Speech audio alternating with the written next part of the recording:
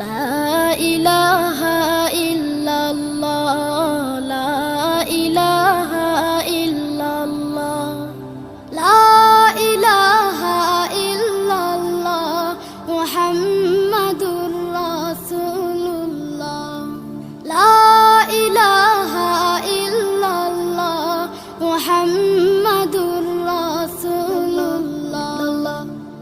কোনো খালিক নেই তুমি ছাড়া, কোনো মালিক নেই তুমি ছাড়া, কোনো মাবুদ নেই তুমি ছাড়া, কোনো মাশুক নেই তুমি ছাড়া। এই জীবনে